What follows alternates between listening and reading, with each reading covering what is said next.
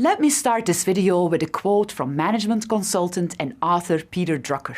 He said, "The aim of marketing is to know and understand the customer so well the product or service fits him and sells itself." I like that quote. I came to marketing through consumer research. I focused on studying customers and understanding their needs. I studied how consumers cook when working for Unilever's pasta sauce division, how they quench thirst when working in a team that developed ice popsicles, and how they use computers and email when I worked for Yahoo, and much more. While the topics I studied varied, I learned one really important thing. If you can clearly identify and understand the group of people that has a need for your product, the foundation for your marketing campaign is built. This group of people will become the target of your marketing action. At the end of this video, you'll know what marketers refer to when they talk about their target audience and audience segments. Let's start by defining what we mean by target audience. A target audience is the group of people you want to reach with your marketing message, because they may be likely to take action as a result of seeing it.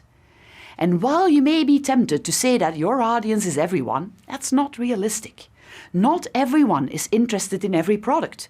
And as a marketer, you will have a limited budget, so you don't want to waste your precious marketing dollars and time on people that have no need for your product. You want to try to reach those people who are most likely to be interested in your product. People in your target audience will have certain characteristics in common. These characteristics usually fall into three broad categories. First, demographics. They may have the same age, gender, household income, occupation, education, and location. People in your target audience may also be described based on interests they share.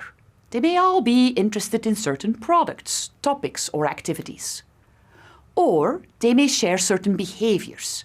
Maybe they read the same publications, visit the same online destinations, have certain hobbies, or play the same sports. In marketing, you'll hear people refer to groups of people with similar characteristics, like demographics, interests, or behavior, as segments. Your target audience is thus a segment of the population you want to reach with your marketing message. Identifying and describing your target audience based on these characteristics will help you develop your marketing. Let's look at an example. HelloFresh is a leading provider of meal kit subscriptions. They deliver fresh ingredients for meals with recipes and instructions to cook a full meal at home. According to HelloFresh, their target audience is women between the ages of 30 and 50 with a busy lifestyle. Does that mean that no men in the 65+ age group would be interested in their meal kits? No, probably not, but they decided that the group of people most likely to buy their meal kits are busy women between the ages of 30 and 50. So they decided to spend their marketing dollars on messages targeted to that group. It is possible for a company to have more than one target audience, but usually there's one target audience that the company is most focused on. That's the primary target audience. A primary target audience will typically get the most attention, since the people in this group are expected to become your most valuable group of customers. Secondary target audiences are other groups of people with common characteristics who may be interested in your products or services, but are unlikely to become your most valuable customers. Secondary target audiences can help you structure your marketing efforts, especially if you sell more than one product or service, or if you feel your products or services may appeal to distinctly different groups of people. Let's take another look at Calla and Ivy, the flower business we introduced in our previous videos. Remember how Imra is setting up the website for the business so she can sell her flower bouquets online. She has planned some marketing for the website, and in order to spend her money wisely, she wants to target people who are most likely to buy her flowers online. Based on her experience with the customers in her flower shop in Amsterdam, she decided to define her primary target audience as follows: women between the ages of 30 and 55 who live in urban areas, have some higher education, and who are interested in interior design. But she's also learned over the years that men visit her store to buy flowers for special occasions, birthdays, Mother's Day, Valentine's Day, etc., or sometimes just to surprise the loved one. So she decided that it would be good to define a secondary target audience that she would direct her special occasion and gift-giving campaigns to. She describes this target as professional men between 35 and 65 who live in urban areas and who commonly give gifts. Having these specific targets in mind helps Imra think about her marketing. In fact, the more specific you can be in describing the target audience, the better. In our next video, I'll walk you through the steps you can follow to create your target audience. Understanding the people you're marketing to is crucial. If you understand who they are, what they need, and what may be interesting to them, it will be a lot easier to create a message that will resonate with them. In the previous video, we discussed what a target audience is. In this video, you'll learn how to define your target audience using a template that will guide your marketing. Your target audience is a group of people with similar characteristics that you believe will have an interest in your product. It's a good idea to describe your target audience in as much detail as possible. It'll help you down the road when you are creating your marketing messages. Here is a template you can use to do this. This template was designed with social media marketing in mind. You'll see later that the different categories in this target audience template correspond to different decisions you'll make when you create a marketing campaign. Let's take a look. You start by describing the need your target audience has that you know your product or service can help them with.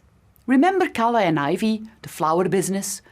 When Imra thought about the need for her primary target audience, she described it as follows: a need to beautify a space. It's a simple yet core need that she felt many of her customers expressed when they came to her store. They would talk about how they needed a nice bouquet to spruce up the living room, to bring them enjoyment, or because they had visitors coming over. They had different reasons, but she felt that it always came down to this specific need. They wanted to beautify a space. Then, it's a good idea to write down the demographics of the people you're targeting. You can think about their age, gender, household income, education and/or occupation, and where they live. Imra used the following demographics for her primary target audience: women between 30 and 55 years old, some higher education, who live in Dutch metropolitan areas. Next, you should reflect on what your prospective customers are typically interested in. And here we don't mean that they're interested in your product. You want to describe some interest that people in your audience have in common. It will help you later on to decide where to find your audience and how to appeal to them. For instance, for Kala and Ivy, Imra knows that her audience has an interest in interior design, fashion and sustainable living. Finally, it helps to describe some common behaviors among your target audience. It's good to especially reflect on their media consumption. For instance, which websites do they visit? Which magazines do they like to read? And so on. Kala and Ivy's target audience browses interior design websites and magazines. They also like to follow a few well-known Dutch lifestyle bloggers, and they enjoy yoga, the outdoors, and entertaining friends. Finally, you can give your target audience a name. And if you like, you can even add an image. Marketers will often picture a typical consumer, one they really believe exemplifies the audience they're trying to reach. They use a name and image that reminds them of what a typical target customer might look like. This type of profile of a typical target customer is often referred to as a target persona. In this example, for Kala and Ivy, we could refer to our target persona as Monique, and we can use this image to refer to her. Having a target persona like this with a name and an image often helps people in a company when they are communicating within their teams. It helps to make sure everyone can picture who the audience is they're planning to market to. Imra at Kala and Ivy learned about her target audience through her interactions with customers at her store in Rotterdam. She got to know them by talking to them day in, day out. But what if you don't have a store? How do you define your target audience? How do you get to know who they are, what their needs are, their interests, and how they behave? That's where research comes in. Companies will use different types of research to establish a better understanding of their target audience. Larger companies may rely on larger qualitative or quantitative studies. Qualitative research is research that relies on less structured observations. It could be in-person interviews, or focus groups, or field research where researchers observe how people interact with their product, for instance. Quantitative studies are more structured and typically rely on questionnaires or data resulting from the behavior of many people. Large companies will often hire research agencies to help them with these studies. They will then focus on understanding users of their products, of the competitors' products, and how the products fit in their lives. But even if you don't work for a large company, or if you don't have the budget to hire a research agency to help you better understand who your target audience is, there are several steps you can take to get a better picture of your target audience.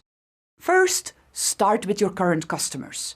Specifically, those that buy the products or services your marketing efforts are focused on. Think about the characteristics they have in common and brainstorm with your team to describe them. You may even have some sales data to help you. In case you're already active on social media and you have a company profile or account on some platforms, check out who the audience is that follows you or that likes your brand. Second, monitor your competition. Get a sense of how they communicate and where they are talking. Are there particular social channels they're active in? Do they seem to target certain audiences? A bit of exploring to understand their strategy can help you understand the audience they go after and define your own target audience better. And finally, talk to customers, friends, and even strangers that may be interested in your product. Don't be shy. People often like to tell you more about the products and the brands they like. Let's look at one more example. James at DCB Cleaning is working on his social media marketing campaign for Snackwall, the snack supply service the company is introducing for small and medium-sized businesses that already use DCB cleaning services. The goal for James's campaign is to enroll 25% of the DCB cleaning clients in Snackwall within 6 months. James is starting to think through the message for his campaign, and he takes a moment to write down the target audience, so he has a clear image of who the message goes to. In terms of demographics, James is targeting an audience that's typically between 40 and 55 years old, mostly male, highly educated, and in a managerial role. The DCB clients are mostly in the San Francisco Bay Area. James is modeling this largely after the current client base of DCB Cleaning, since his goal is to attract clients to Snackwall. To further characterize his target audience in terms of interests and behavior, James sent out a short questionnaire to current customers of DCB Cleaning, in which he asked them whether or not they were interested in providing free snacks to their team. He also asked questions about the type of business the client was part of. Based on the answers and the client profiles James had access to, he completed the target audience template as follows. In terms of interests, James believes that his potential clients are interested in startup culture, workplace wellness, and employee benefits. In terms of behavior, he characterizes his audience as reading tech news publications, craft coffee aficionados, and focused on networking. He also found that his target is active on Reddit. James then pictured a fictitious person to represent his target. He added this picture and he called the persona Venturing Jim. With this image in mind, James starts to reflect on his campaign and he uses this information to discuss his plans with his intern. It helps them to brainstorm what messages might appeal to Venturing Jim. Clearly defining your target audience is an important step in your marketing preparations. It pays off to take some time to reflect on your target audience. We discussed how research can help you to better define what your target audience looks like, and next you'll find some tips on tools you can use to conduct that research. An important part of a social media marketer's job is to come up with powerful messages that can help make people buy a product or service and put that message in front of the target customer at the right time. So, how do you do that? It helps to understand the journey your customer goes through before deciding to buy your product. In this video, I'll explain what a typical buyer or customer journey looks like and how you can benefit from understanding it. Let me tell you a story.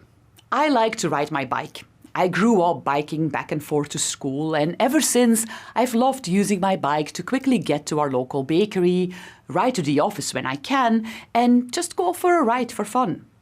I have a trusted bike that has been serving me well for the last 10 years. One day, I walked into the local bike shop for a repair, and this public bike caught my eye. I loved it. Just looked very cool. Pretty colors and nice leather touches. It was the first time I learned about Public, the bike's brand, but I didn't need a bike, so I left and forgot about it. Then I happened to come across an article in a local magazine about public bikes and the founder's design vision. It reminded me of the bike I saw in the store, so I decided to look them up. I checked out the website and read a bit more information about some of the functionality of the bike. I liked how they were modeled after Dutch bikes and how they're ideal for errands and commuting. It actually piqued my interest, but I had a bike. A few weeks later, as I was browsing Facebook, I saw a post from my friend with a picture of the public bike she got. I went back to the website and checked out the bikes again. I even picked out a favorite model. Yeah, I really wanted one. I started following public bikes on Facebook and Instagram. Beautiful pictures kept popping up in my feed of people like me using their bike to shop or commute. Then, around the holidays, our local bike store had a promotion, and it just felt like the time was right to say goodbye to my old bike and hello to my very own public bike. I love the bike, and I've been telling my friends about it. In fact, one of them is a colleague here at Aptly, and who now also has a public bike. No, I'm not telling you this story because I want to advertise public bikes, but I think the story illustrates my customer journey that led to my buying of the bike. A customer or buyer journey refers to the process a user goes through when purchasing a product. The customer journey is split in 5 stages. First, there's the awareness stage, or the point where the customer first hears about or becomes aware of the product or service. Then there's the interest stage, which is where the customer becomes interested in what you have to offer. A third stage in the customer journey is the desire stage, or the point at which the customer would really like to have your product or service. Then comes the conversion stage, which is where the customer takes action and buys your product or service. We refer to that in marketing as a conversion. In other words, it's the stage where a person converts to becoming a buyer. And finally, there's the advocacy stage, which is a stage where people become advocates of the products or service they bought. Let's look back at my bike purchase. I first became aware of the public bikes when I visited our local bike store. Then, after I saw the article about public bikes and went to do a little bit more research, I became interested. And as I saw the posts from my friends and the cool pictures on Instagram and Facebook, I actually wanted the bike. I was in the desire stage. When I then saw the promotion my local bike store had over the holidays, I finally took action and converted. After riding my bike for a little bit, I loved the experience and I became an advocate. So I went from being content with my old bike to an advocate for my public bike. That was my customer or buyer's journey. I went through all 5 stages and was, of course, subtly pushed by marketing to advance through my journey. The customer journey is not always equally explicit or linear. In some cases, people may jump a stage or they may go back and forth a bit through the different stages. For instance, some people may desire a product at some stage and then lose interest after a little bit, but with the right marketing messages, they may become interested again and desire the product and even buy it. Even with that in mind, it's a good idea for a marketer to map their customer's journey as they plan out their marketing. Marketing is all about moving people through the customer journey. At every stage of the journey, you want to get a message in front of the people in that stage to persuade them to move on to the next stage. Depending on the stage a person is in, different types of messages will work better than others. First, you have to generate awareness for your product and get people interested. Ads that show your product and brand and the associated benefits are typical for that stage. In my bike example, this could simply be an ad or an image of the bike, showing its beautiful design and some of its key features. Then, to move people from being interested to desiring a product, ads that bring to life how a product may fit in a person's life, what outcomes they can expect and so on, will help. In my bike example, that could be Instagram posts of people grocery shopping in the city on their bikes, for instance. They are the types of messages that help people imagine themselves with the product. Then, to move someone from the desire to the conversion stage, marketing or advertising that helps people make the jump to action helps. Promotions are a typical way to do that. It could be a coupon, a sale, or maybe a gift that comes with the purchase. For my bike, it was a seasonal sale that made me decide to buy. You might think that the task of the marketer is done once people buy the product, but that's not actually true. Once someone has bought a product, it's important to turn that person into an advocate. That may guarantee more sales down the line, and it could help to generate some word-of-mouth marketing, one of the most valuable forms of marketing, where your message gets spread by happy customers. So how could you help at this stage? Great after-sales service can help. Make it easy for people to start using your product or contact you with any questions they may have. Encouragement for people to review your product or post about the product on social media can also help. The process of moving people through the customer journey results in what marketers refer to as a marketing funnel. The funnel symbolizes the fact that not all customers at a certain stage will move on to the next stage. In fact, gradually, more and more potential customers will drop out. Not all the people that are aware of your product will also be interested, and not everyone who's interested will really desire your product. Of the people that would really like your product, not everyone ends up buying, and the people that buy don't all become advocates. Of course, marketers will try hard to minimize the drop-off at every stage. But funnels are a good representation of marketing reality. Understanding your customer's journey will help you craft your messages and reach your customers at the right time to help them move along their journey. In our next video, we'll take a closer look at how you can map your customer's journey. If you understand the typical journey a person goes through before buying your product, it will make it easier to come up with good messages at the right time to make people advance in their journey. Social media provides us with excellent opportunities to put these messages in front of people. So, as we plan our social media marketing, it's a good idea to map out what the journey of a customer looks like and when and how we can push them along to becoming a buyer. At the end of this video, you'll know how to map a customer's journey. The customer journey, sometimes called the buyer's journey, refers to the experiences people have before deciding to purchase a product or service. As we discussed in the previous video, this journey is comprised of 5 different stages: awareness, interest, desire, conversion, and advocacy. Marketing is all about helping people move through this journey so they end up purchasing your product and ideally become advocates. To do that, it helps to ask yourself when people might proceed from one stage to the next and how this may happen. Let's go back to DCB Cleaning, the business cleaning services company. Remember James in the marketing department? He's thinking through the marketing campaign that can help current DCB customers become customers of Snackwall.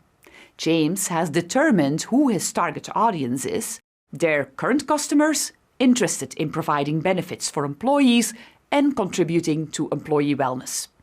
He also knows that his target audience follows startup-related news and is active on Reddit.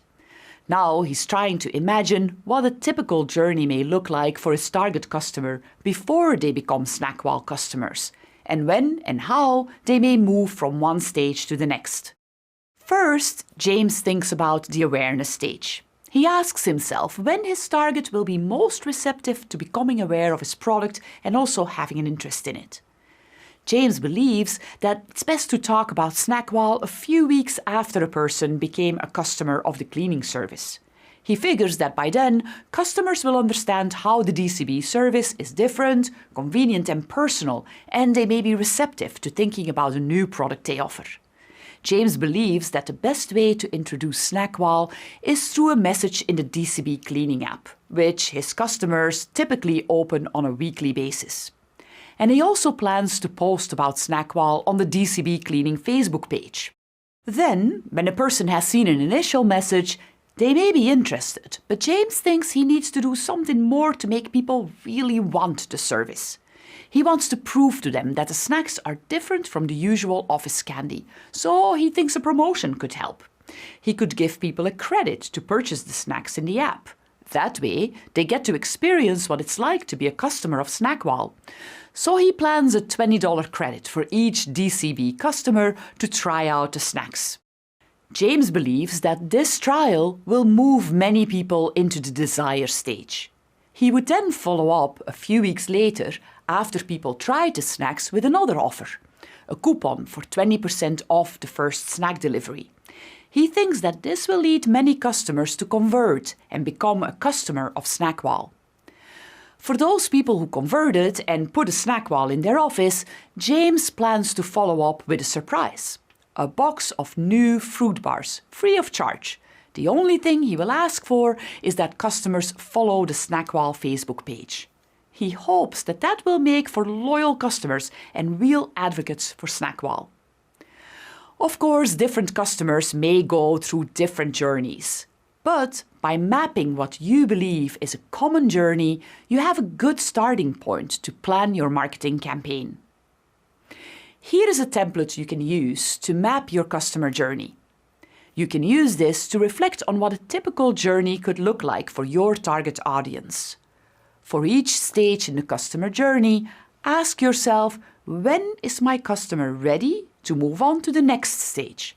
And how can I help them to move forward? Note that the answers to these questions are really your best guess at this point. Over time, you can adapt the answers as you get more information about your actual customers. Let's go back to Imra at Kala and Ivy. She's working on introducing her website so people can buy her bouquets online. Imra wants to target design-conscious women between the ages of 30 and 55 who live in Dutch metropolitan areas. She knows they browse lifestyle blogs and design magazines. Imra knows her bouquets are unique, and she believes that they speak for themselves. After design-conscious women become aware of her website, Imra believes that images of the bouquets will raise interest among her target group. She believes that if she can show more images of women receiving the bouquets or showing them off in nice interiors for a few weeks after someone becomes aware of Kala and Ivy, women in her target group will start to desire the bouquets. Then she believes a promotion may make people take action and buy a bouquet. She's thinking about a promotion in which you can buy a bouquet and gift one for free to a friend.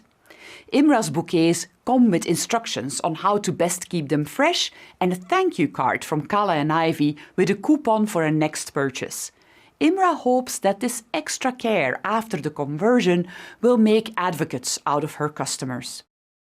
Mapping the customer journey isn't hard. It's all about putting yourself in the shoes of your target audience. If you can, use information you have about your target and your customers. Talk to them about how they decided to buy your product, or track the information you have from your existing customers. And don't forget to look back at the journey you described from time to time. As you get more information about your customers, you can adapt the customer journey map. It will help you to fine-tune your marketing. Now that you've set your goals, your KPIs, and you've decided who your target audience is and you thought through their journey, it's time to select the social media channels that will help you get your message in front of your customers.